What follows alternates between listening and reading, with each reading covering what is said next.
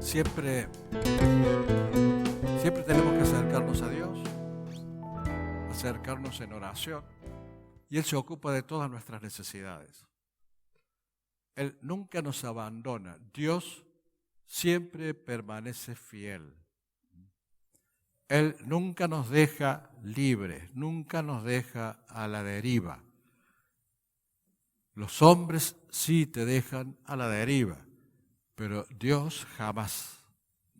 Entonces debemos acercarnos a Él siempre en clamor y en oración.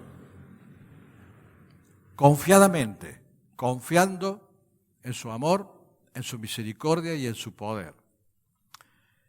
Pero hay una forma que debemos asumir cuando nos acercamos a Dios para pedirle, porque Dios quiere que le pidamos.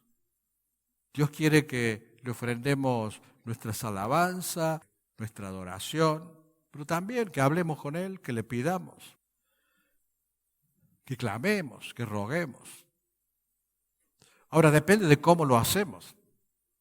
Y hoy quería mostrarle dos actitudes respecto de la forma en que nos podemos acercar a Dios.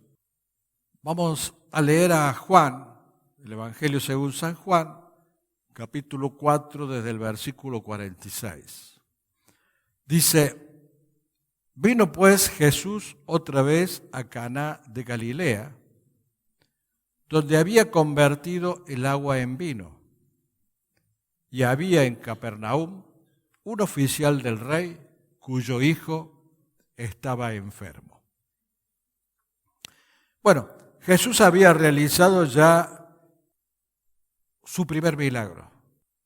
En las bodas de Caná, Jesús había convertido las aguas en vino, como un anticipo, una primera demostración de su poder, de su divinidad, de su poder sobrenatural. Pero la gente, en lugar de ponerse a analizar, este es el Mesías, este es Dios. Dios con nosotros.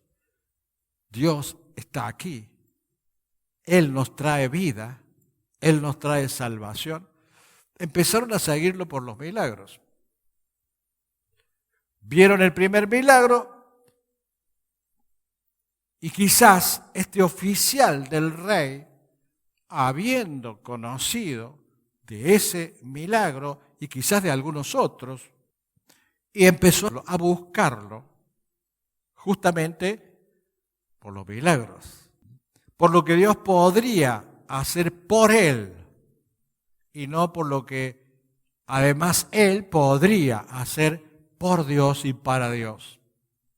Así también en estos tiempos lo buscamos muchas veces al Señor por lo que Dios pueda hacer por nosotros, pero a veces somos esquivos a hacer algo para Él.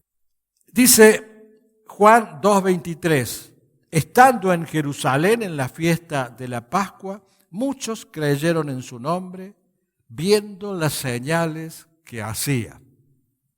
O sea, lo que es real, lo que es concreto, es que muchos creyeron en Jesús porque hacía señales. No creyeron en su palabra. Quizás no les interesaba su palabra, como no les interesa a muchos en la actualidad. Solamente interesaban los milagros, lo que Él podría hacer por ellos. No interesaba esa vida eterna que Jesús prometía, porque nada más y nada menos que una salvación eterna. Lo seguían por las señales, lo seguían por los milagros. Y han pasado los siglos y la gente lo sigue por los milagros, por las señales, y no por amor, o no como actitud de agradecimiento por lo que Él hizo por nosotros, no por esa vida eterna que Él nos regaló, no para conocerlo profundizando en sus enseñanzas, sino por los milagros. Muchos creyeron en su nombre, viendo las señales que hacía.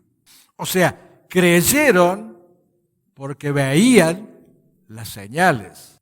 Creyeron por las señales, no para seguirlo a Jesucristo como Dios, como Salvador, como Dios bueno, como Dios de amor, como Dios de perdón. Y eso a través de los tiempos continúa. El ser humano es así. El ser humano busca no conocerlo a Cristo, no conocer su palabra, no conocer la profundidad de sus enseñanzas, sino que nos proteja, que nos cubra y que de vez en cuando nos muestre alguna señal. Es una imagen muy pobre de Cristo que tenemos si pensamos así. Cristo es mucho más que eso. Es mucho más que las señales que hace y mucho más que los milagros que puede hacer. El primer gran milagro que Jesús hizo en tu vida es entrar en tu corazón y lograr que vos lo aceptes. Ese fue un milagro, hermanos. Grande milagro. Venció tu carne, tu oposición, tu negación, tus pecados, tu mundanalidad. Ese fue un gran milagro. Y esa es la gran señal que Él puso en tu vida. Entonces, la gente en aquellos tiempos y en estos tiempos lo seguía por curiosidad, por interés, buscaba emociones, pero sin ver la profundidad del amor de Dios, sin ver su verdadera promesa de vida eterna, sin ver sus señales, sin intentar conocerlo. Ni conocerlo a Cristo, ni conocerlo en su palabra. Prefieren ver señales y lo superficial, pero no la profundidad de su amor, la profundidad de sus planes, la grandeza de sus enseñanzas. Comenzamos el versículo anterior diciendo, vino pues Jesús otra vez a Caná de Galilea. Esa conjunción pues significa que Jesús está considerando un hecho histórico para impartirlo como enseñanza, como un ejemplo, para que lo vean no solo como un obrador de milagros, sino también para que lo vean como el Mesías. Y dice, o sea, el oficial del rey, cuando oyó que Jesús había llegado de Judea a Galilea, vino a él y le rogó que descendiese y sanase a su hijo que estaba a punto de morir. El oficial del rey, una alta jerarquía del ejército del rey, tenía el hijo muy grave, a punto de morir. Acudió a Jesús, pero acudió a Jesús en una actitud que muchas veces es también la nuestra. Queremos que Dios nos sirva y que Dios haga lo que nosotros queremos que haga. Le dice, Señor, quiero que desciendas para sanar a mi hijo. Él pretendía que vaya a su casa, porque él no tenía la suficiente confianza y convicción de verdad en que Dios puede obrar sin necesidad de que haga lo que él decía. Él quería darle órdenes al Señor, como muchas veces son nuestras oraciones. Señor, te pido que hagas esto y esto y esto. Si decimos te pido, pero va seguido de una orden. Y este hombre dice, bueno, te pido que desciendas. Rogó que desciendas para que descienda y sane a su hijo. O sea, pretendía que hiciera lo que él quería que haga. Y esa es una actitud. Oramos y oramos para que Dios nos acepte. Oramos y oramos para que Dios haga lo que nosotros queremos que haga.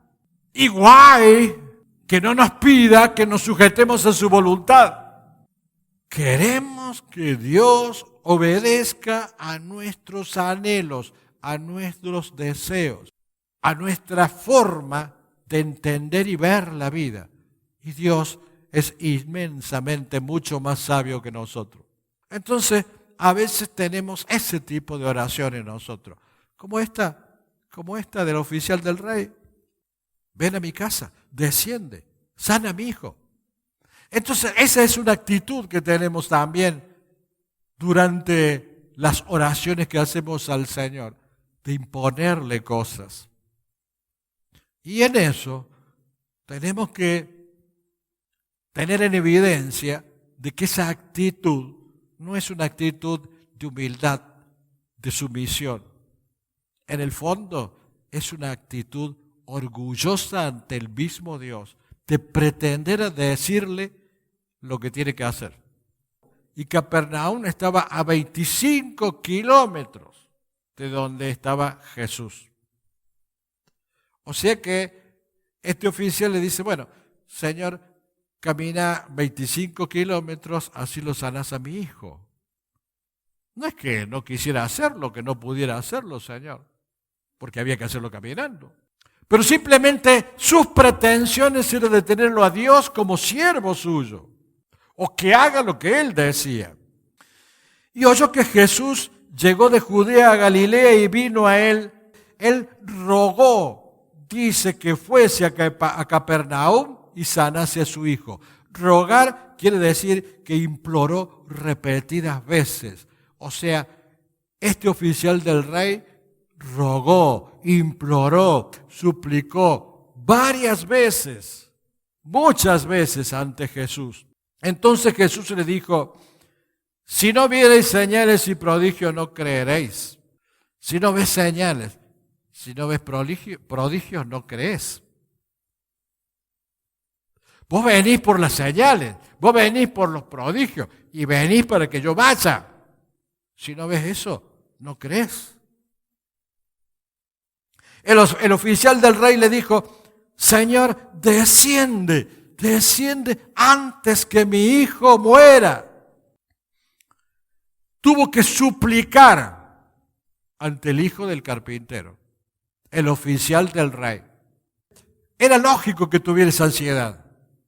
Era entendible que estuviese esa necesidad de que Jesús sanase a su hijo. Pero no era la intención de él encontrarse con Jesús. No era la intención de él salvar su alma. Su intención era que se sane su hijo, nada más. Es una actitud. Fue una fe limitada. Hay otro caso, otra actitud ante una determinada situación. La del centurión que tenía a su siervo enfermo. Fueron a Jesús y a decirle, es digno de que sanes a su siervo, lo ama mucho. Aparte, ha construido una sinagoga, este centurión. Pero se acercó diciendo, Señor, no te molestes, pues no soy digno de que entres bajo mi techo. Qué distinta actitud, ¿no? A veces no valoramos la dignidad que significa que Jesús entre, o el valor que tiene que Jesús entre a tu casa y bendiga tu hogar. Este centurión le dice, no vengas, no soy digno, no te molestes, no entres bajo mi techo, por lo que ni aún me tuve por digno de venir a ti, ni soy digno de venir a ti. Nosotros que ordenamos a Cristo lo que tiene que hacer, que pretendemos que Cristo haga lo que nosotros pensamos y lo que nosotros creemos, no nos hemos dado cuenta de que ni siquiera somos dignos de que Él venga a nosotros. No somos dignos. Entonces le dice el centurión, por lo que ni aún me tuve por digno de venir a ti. Pero di la palabra y mi siervo será sano. No hace falta que vayas. Tu palabra es poder. Tu palabra es palabra de Dios. Tu palabra es verdad. Tu palabra es la voluntad de Dios. Di la palabra y mi siervo se va a sanar. Y Jesús le dijo, os digo que ni aún en Israel he hallado tanta fe. Ni aún entre su pueblo ha hallado tanta fe. Y yo hoy diría, ni aún en su iglesia hay tanta fe como para decirle, Señor, di tu palabra. No soy digno de estar ante tu presencia. No soy digno de que vayas a mi casa. Di tu palabra. Y mi persona, ese ser querido que yo tengo, ese va a ser sano. Tu palabra nada más, Señor. Porque Él es Dios. Y su palabra, con la palabra creó el universo todo. ¿Cuánto más puede sanar a aquel que Él, según su voluntad, quiera hacerlo? Y al regresar a su casa, y al regresar a casa, los que habían sido enviados hallaron sano al siervo que había estado enfermo. Ante esa actitud de fe y de humildad, diciendo yo no soy digno, Dios le respondió, le dijo, sé sano, y el siervo fue sano. Dios, Jesús, el Señor, hermano, cuando tiene la voluntad de ayudarte, de sanarte, de abrir puertas, de abrir caminos, vos tenés que decirle, di esa palabra, da la orden, Señor, y así será.